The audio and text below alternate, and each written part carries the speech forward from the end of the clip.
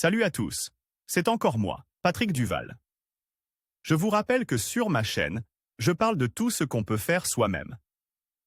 Abonnez-vous si vous aimez bricoler, il y aura plein de choses intéressantes. Et maintenant, passons directement au sujet de cette vidéo. Comme tous les outils, les couteaux ont besoin d'un entretien approprié, en particulier d'un affûtage de qualité, au cours duquel il est très important de maintenir un angle d'affûtage constant sur toute la longueur de la lame. Bien sûr, il n'est pas difficile pour un affûteur expérimenté de s'en assurer, même lorsqu'il travaille à la main. Mais pour le reste d'entre nous, il n'est pas facile de maintenir l'angle d'affûtage requis. Le problème des couteaux émoussés restera-t-il insoluble pour eux?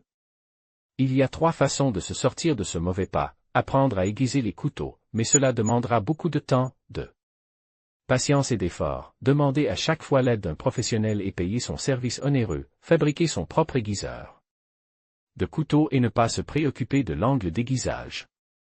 Nous examinerons ci-dessous la méthode de fabrication d'un dispositif d'aiguisage des couteaux sur la base d'un aiguiseur électrique à 2 cercles abrasifs. Vous aurez besoin de une tôle d'une épaisseur de 10 mm, des tuyaux de section carrée, 2 pièces de tailles adjacentes, une tige métallique ronde d'une longueur maximale de 400 mm et d'un diamètre de 15 à 20 mm, des attaches filetées, boulons, écrous, rondelles, etc. Fabrication d'un aiguiseur de couteau. Le travail consiste en 2 étapes relativement indépendantes: le montage de l'aiguiseur de couteau électrique et la fabrication du porte-couteau pour obtenir l'angle d'aiguisage requis. Disposition de l'aiguiseur de couteau. L'une des conditions préalables à un bon affûtage des couteaux est la stabilité de l'outil d'affûtage. C'est pourquoi nous utilisons une tôle de taille et d'épaisseur appropriée comme base pour l'aiguiseur électrique. À l'aide d'un mètre, d'un noyau et d'un marteau, marquez les centres des 4 trous qui répètent les trous de la plaque de l'aiguiseur électrique. Percez les trous en suivant les indications de la perceuse et fixez l'aiguiseur électrique à la base métallique à l'aide de boulons et d'écrous. Coupez à l'aide d'une scie pendulaire les 2 morceaux de tuyau car dont la longueur a été calculée à l'avance, l'un devant S. Emboîtez librement dans l'autre, sans laisser d'espace important. Dans le plus petit tuyau, à l'une des extrémités, fraisez un trou traversant d'un diamètre légèrement supérieur à celui de la tige métallique. Dans le second tuyau, également à une extrémité, marquez et percez un trou pour le boulon de verrouillage.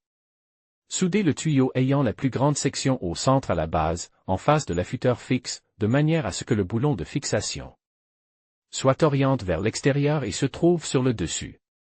Recouvrez le moteur d'une couverture de soudure pour éviter que des gouttes de métal en fusion, des étincelles et des écailles de soudure ne l'endommagent. Introduisez la tige dans le trou perce dans le tuyau de plus petite section strictement jusqu'au milieu et soudez-la dans cette position au tuyau, en ayant préalablement vérifié la perpendicularité de ses parties jointives à l'aide d'un triangle rectangle. Si cela n'a pas été fait au préalable, il faut retirer le tour électrique de sa base et inspecter le boîtier électrique, puis remettre le tour en place et vérifier son fonctionnement.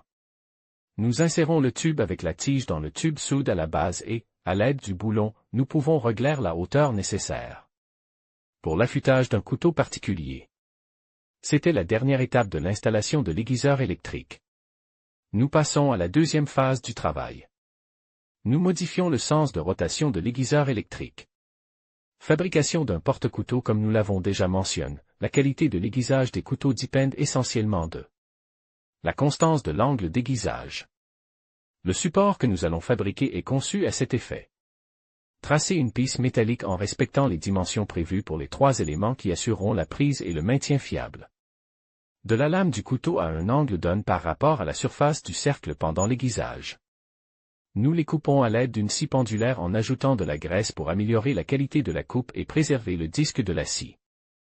Nous serrons les 3 éléments dans un paquet, dans l'étau de la fraiseuse et nous usinons les surfaces à la taille requise. Les ébavurons avec une lime à main à chaque changement de position. Sur 2 ébauches, nous formons des mâchoires pour saisir et maintenir la lame du couteau.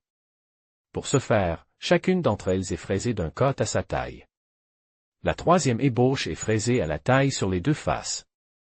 Elle servira de base pour y fixer les pinces latérales avec les mâchoires. Sur la partie qui sera au centre, sur la partie fraisée, nous faisons un marquage pour 2 trous, situés symétriquement par rapport à l'axe longitudinal, plus près des bords et légèrement décalés par rapport à la base. Les percer à l'aide d'une perceuse. En utilisant cette piste comme échantillon, nous marquons les deux autres pièces à l'aide d'une perceuse et d'un forêt fin. Ensuite, nous perçons les endroits marqués avec une mèche de grand diamètre à une faible profondeur, nous réalisons des sortes de douilles dépression. Vissez dans les trous de l'élément central deux goupilles de la longueur requise avec la même sortie, qui, lors de l'installation des éléments latéraux, entreront dans les évidements et les maintiendront, mais en même temps n'interféreront pas avec les mâchoires. Pour converger et diverger. Au centre géométrique des éléments latéraux, marquez et percez des trous de même diamètre au centre géométrique des éponges et les filetez à l'aide d'un tarot manuel. Les bords extérieurs des mâchoires sont fraises pour compléter l'aspect du dispositif et faciliter le travail. Chanfreinez également l'extrémité du fraisage de la piste centrale des deux côtes afin de ne pas gêner le réglage des mâchoires. Au centre de la base de la piste centrale, marquez et percez un trou borgne pour le mandrin. Mélangez une colle à deux composants et fixez le mandrin de la longueur requise dans le trou borgne à l'aide de cette colle. Laissez le joint prendre et durcir. Pour ce faire, serrez la piste centrale avec le mandrin dans un étau en bois. Fixez une barre métallique du diamètre calcul dans le mandrin du tour et percez un trou légèrement plus grand que le diamètre du mandrin au centre, en ajoutant périodiquement de la graisse dans la zone de perçage. Ensuite, nous découpons un cylindre d'une hauteur d'environ 10 à 12 mm et nous perçons un trou sur la surface latérale, puis nous le filetons avec un tarot pour une vis de blocage. Sur l'un des éléments latéraux du côté extérieur, percez un trou central pour la tête de boulon à tête fraisée. Finalisez les surfaces de la fixation en travaillant sur la meuleuse, d'abord avec une bande de papier de versant fin, puis avec une bande pelucheuse.